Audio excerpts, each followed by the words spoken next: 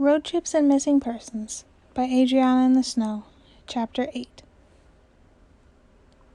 "What the fuck do you mean Virgil is missing?" Remy asked.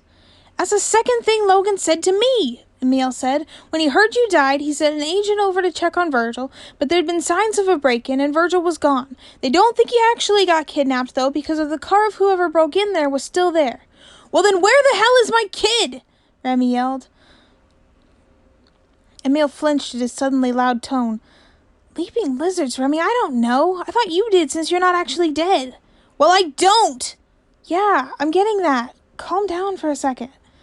"Okay, right now is not a good time to tell me to calm down," Remy said. "My kid is missing." "I know, Remy," Emil said in his professionally soothing voice. "But we have to think in order to do something about that." Oh, he was thinking. He was thinking really hard right about now. He was thinking about how the person who had sent someone to kidnap his son was the woman who just tried to have him fucking executed. God, Remy hadn't even wanted her around his fucking kid when she'd just been a bitch and not an enemy agent out for his blood. "We should call Logan back," Emil suggested. "He might have more information." "No," Remy said. "It's still too risky." "Remy." "I said no, Emil," Remy snapped. "What if she has him and intercepts the phone call? She doesn't have any reason to hurt him right now, other than the fact that he had quite the mouth on him and would probably piss her off by being a little shit, especially if she wouldn't tell him where Remy was. But if she knows I'm alive, she might." "Would she really?" "The woman just tried to shoot me with poison bullets. I wouldn't put it past her." It's not important," Emil said. "If we're not going to get information from Logan, then how are we supposed to even start with finding Virgil?" "Easy," Remy said. "The tracker I put on him." "I'm sorry, you put what on Virgil?" Emil asked. "A tracker," Emil said. "It's in that bracelet he always wears. I don't really want to go back to the house, but I think I left one of the devices to find him in here in case of emergencies." He started digging through Emil's glove box. "Jiminy crickets, you can't just put a tracker on your teenage son, Remy." "Why not?"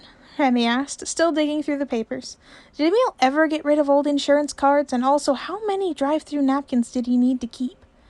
"It's an invasion of privacy," Emil sputtered. Remy waved him off. "Oh, please, I'm a secret agent.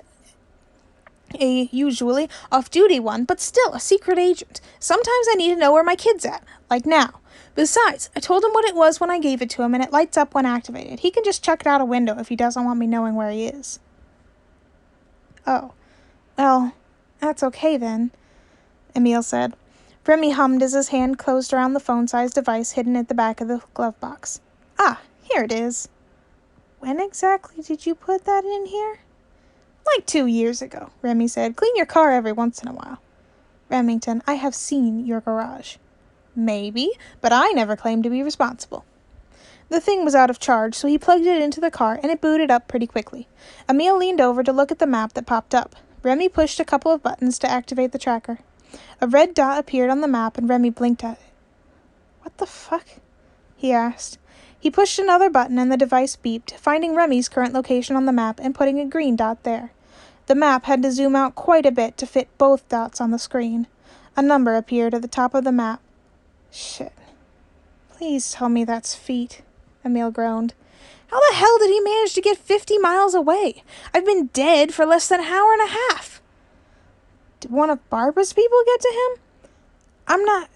He's moving in the wrong direction if that's the case," Remy said. "Her house is in town, and the secret base I know of is north of here. He's going southeast on the interstate." He squinted at the map. "Well, then where is he going? And how is he going to get there?" Emil asked. "I'm not sure, but you need to start driving." Emil hesitated for a moment. "Now." He nodded and put the car in reverse before pulling out of the parking lot and turning onto the interstate. "Hey, Emil," Remy said pleasantly after about 2 minutes. "Remember how Mother said not to speed unless it was absolutely necessary?" Emil glanced at him out of the corner of his eye. "It's absolutely necessary today." Emil gave him a slightly disapproving frown, but the car did speed up. "So, what about poison bullets?" Emil asked. "I've had a long day," Remy said. Nope, you're not getting away with that," Emil said. We're busy? Remy tried. Assuming he continues to move in the same direction, we have over an hour car ride ahead of us. So talk. You and talking, Remy mumbled. Why couldn't you just be a secretive, suppressed secret agent, like everyone else in our family? Emile shot him a glare. Emmy, Remy whined. Remington. Okay, so it may have sort of been my idea. Remy. See, this is why I didn't want to talk about it. Please, tell me this is not why you wanted me to watch Virgil tonight, Emile said. Oh, yeah, Remy winced. Remy, you have to at least tell me if you're getting me and Virgil involved in this sort of thing. Or better yet, not do that. What was I supposed to do if someone had come to the door to kidnap Virgil? Which they did, by the way. Remy shifted in his seat. To be fair, the plan didn't go exactly how I expected it to. You were just a precaution in case it took too long. I didn't expect to die. Or at least if she was going to try to kill me, I thought she'd hesitate more than 0 seconds. Emile spared him a glance as he merged onto the interstate. Okay, fine, so maybe I should have, Remy admitted. But she was up to no good. And I know I'm supposed to be on desk duty, but I'd heard through the grapevine about her plans, and I was in the neighborhood. How was I supposed to know she'd see right through my lie about asking for money to buy Virgil a car? Maybe because you've never asked the woman for anything, ever, especially in relation to Virgil, and Virgil hasn't even taken driver's ed because he's still too scared to try and drive after the golf cart incident. Yeah, whatever, babe. Remy brushed him off. Anyway, we were talking, and I think she maybe got a little pissy that I wasn't drinking the wine she gave me. It was probably poison now that I'm thinking about it. Anyway, she must have finally gotten tired of me and pushed a button. Suddenly, a bunch of guards were storming the room, and man, they were definitely the shoot first, ask questions types, because they immediately started shooting at me. Luckily, I was wearing the lightweight bulletproof vest Logan had got me, and I dove under her desk, and let me tell you, for how organized she is about her criminal empire, and how clean the rest of the house is, she doesn't clean much under her desk. I think it's probably because she doesn't let any of the maids in there to clean. Honestly, that might be where Janice gets the whole leaving snack wrappers and tissues all over the house. Because, gee, her desk and... Remy. Right, so I was under her absolutely filthy desk, and I look up, and she's standing there staring at me, and she just takes out a gun and bang, shoots at my head. Luckily it missed, but it ricocheted off the desk and ended up in my calf. You were shot in the calf? It's no big deal, I'm fine, Remy said. Anyway, those were the poison bullets. You got shot with a poison bullet? Yeah, so, luckily, it was a poison I got doused with once in Italy in my 20s, and if you manage to survive it once, you're good forever or whatevs. But, I knew she thought it would kill me, so I played dead. And then after that, she called in Gilbert. You know Gilbert? The butler with the little trapezoid-shaped beard? Yeah. So Gilbert comes in, and she's like, get rid of this body. And he's like, cool beans, or something to that extent.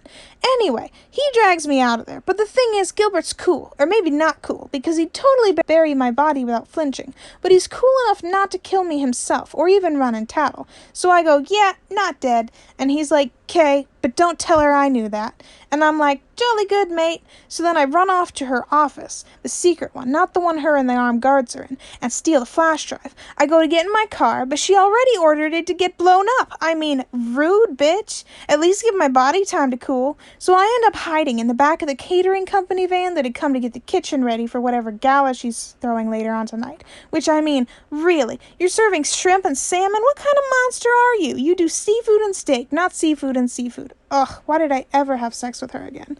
Anyway, I ride out in the van to the town and then bolt out of there before they can see me. Then I get on a bus because I have a bus token in my wallet. But the bus driver is a bit chatty, and this is a covert mission, so I tell him my name is Gilbert, since Gilbert the butler was on my mind, and I am visiting my new granddaughter in the States, but I'm actually from Quebec, and I spoke French to prove it. I was going to get off near the one clothes shop on 3rd, but then we drove by your office, and I saw your car, so I got off at the corner and picked your lock to get in the car and waited for you to come out because I thought that'd be quicker. You're doing the thing, Emile said. What thing? Remy asked flippantly. The thing where you use misdirection and slang to attempt to distract people from serious issues. Remy slunk down in his seat. Ah, that thing. Damn him and his stupid fancy psychology degrees. Is your leg okay? Smart's like a bitch, but it was just a graze. I already bandaged it up and disinfected it. Good, Emil said. Would you prefer if I yelled at you in chronological or alphabetical order? I'd like to see you try out alphabetical. Well, Emil started, first of all,